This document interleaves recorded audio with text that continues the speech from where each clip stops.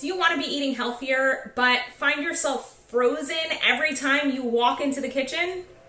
I'm Hannah Mason, Vitality Coach, and in this video, we're going to be exploring how to defrost your fear of cooking.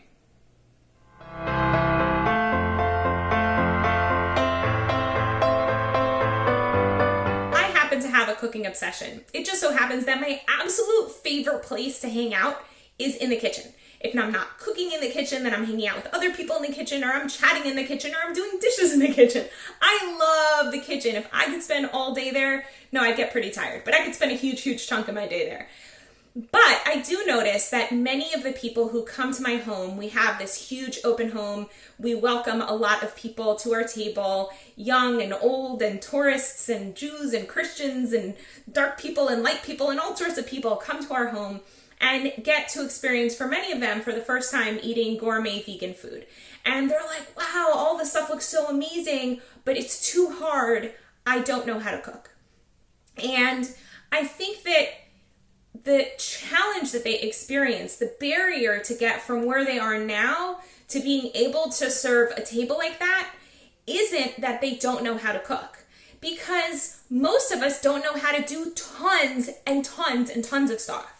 Like, I don't know how to do neurosurgery, and I don't know how to golf, and I don't know how to surf, and I don't know how to juggle. But most of the things that we don't know how to do, we all experience that if we invested time and energy and practice and practice and practice and more practice, we would eventually learn. So the challenge isn't that we don't know how to do something.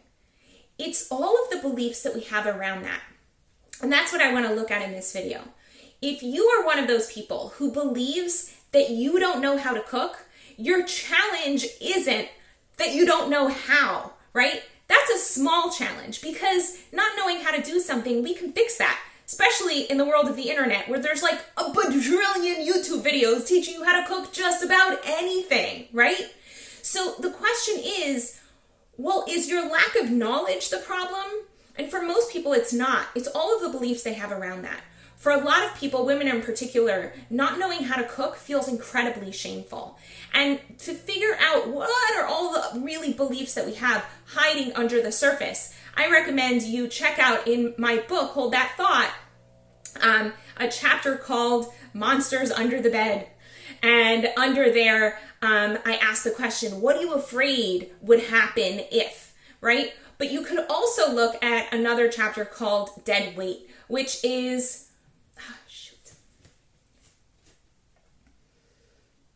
And if you're trying to figure out what are all of the beliefs you really have hidden under this one fact of I don't know how to cook, then it might behoove you to walk up to your personal thought bank and pull out thoughts out of the ATM, right? So what do you mean? What are you talking about, Hannah? What are you talking about, ATM? I happen not to have a book with me here right now, but in my book, Hold That Thought, there's a chapter called the ATM. And what ATM stands for is and that means. And that means. So for example, in this situation, you don't know how to cook, and that means.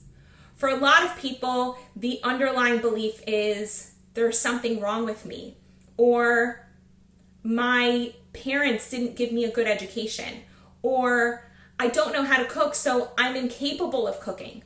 It's something I'll never be able to do. Or I don't know how to cook, which means I'm going to hurt myself in the kitchen. Or I'll never be able to make anything that tastes good. And those are the beliefs that are really getting in your way. So I want you to try this exercise. If you find yourself challenged in a certain area, whether it's cooking or something else, and you're like, oh, I don't know how to do it, is that really what's blocking you? If not, go up to the ATM. You don't know how to cook, and that means. And just give yourself, put on a timer and give yourself 5 minutes and try to answer that question in as many ways as you can. And you'll suddenly see what are the beliefs that are really blocking you. So for a lot of the people that I see coming into my home, the belief that blocks them isn't their lack of knowledge. What blocks them is that they feel that because they haven't been able to cook up to now, that they're incapable of ever learning how. And so you can go through a process of inquiry, of questioning that thinking. You don't know how to cook now, and that means you're incapable of ever learning. Ask yourself, is it true? Ask yourself, can you absolutely know that it's true? And for most people, that one's a really easy, wait, that doesn't make sense, right? Like, it might be true that I don't know how because I haven't learned and invested the time and the practice, but I know that I'm actually probably capable of learning. And the big thing for you to explore is what being incapable of learning, what believing that thought does to your body. For me, if I believe I'm incapable of learning something, boom, shut down. Immediately, my body just wants to sink. I want to collapse like a puppet who's lost its strings and just go right to the floor. And if I'm in that place, man, cooking just feels even more impossible, right? Like, I don't have any energy to do anything, much less get in front of you guys and do a video to motivate yourselves about healthy eating, right? So the next thing that we want to do is say, hey, how would I be without the thought that I don't know how to cook means I'm incapable of ever learning? And if I look at myself with that thought, it's like, oh, it just eases up. And suddenly I realize that, wait a second, if I don't carry that thought around with me, I can just go on YouTube and follow somebody's instructions or get a recipe book or ask a friend or just buy really simple ingredients and, buy some carrot sticks and hummus and just eat that and know I'll be getting tons of nutrition in a really simple way. But then I have so many options and I'm not the collapsed puppet who suddenly has no energy and an incapacity to think creatively. And the next thing I can do is turn that thought around. I can say it's opposite. So I don't know how to cook and that means that I'm incapable of cooking can be turned around to I don't know how to cook and that means I'm capable of cooking. Because the fact that I don't know means, wow, there's so much room for learning and growth. And that can actually be really exciting. For those of you who love to read, if you ever walk into a library and just go into a total state of awe, I see this in a lot of books that I read that are, well, written by authors who grew up loving reading. And they always have like a character walk into a library being like, wow, so many books, right? They're not stressed out by the fact that there's so much that they don't know. They're actually excited by the fact that there's so much that they don't know. And you can choose to take that outlook as well. Now, there's tons of other ways you can turn that thought around, but that already gives you a taste of what you're capable of if you go through a process of inquiry. Now, if you're not familiar with inquiry and you want to dig deeper into it, I recommend you get my book, Hold That Thought.